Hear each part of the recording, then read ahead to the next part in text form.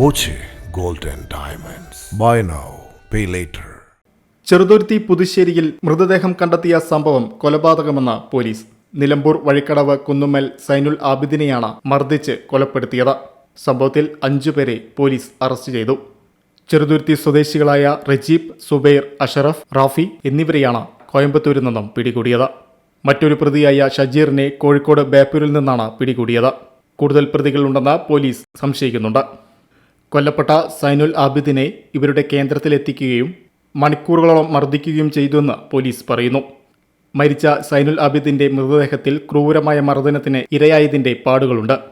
Cheruthuruthy CI Ananthakrishnan, SI AR Nikhil, senior civil police officer KJ Jayakumar, civil police officer Jayakrishnan തുടങ്ങിയവരുടെ നേതൃത്വത്തിലാണ് അന്വേഷണം നടക്കുന്നത്. കഞ്ചാവ് മാഫിയകൾ തമ്മിലുണ്ടായ തർക്കമാണ് കൊലപാതകത്തിലേക്ക് കലാശിച്ചതെന്നാണ് പോലീസിന്റെ നിഗമനം. റോയൽ നിന്ന് പർച്ചേസ് ചെയ്യുന്നവർക്ക് ഹണിമൂൺ വിദേശത്ത് ആഘോഷിക്കാൻ അവസരമുണ്ട്. കൂടാതെ ഒട്ടനവധി സമ്മാനങ്ങളും. ഇനി ഏതാനും ദിവസങ്ങൾ മാത്രം. ഡിസംബർ 30 ആണ് നറുക്കെടുപ്പ്. Dot view news. കാഴ്ചകളാണ് ലോകം. കണ്ടു തുടങ്ങുക.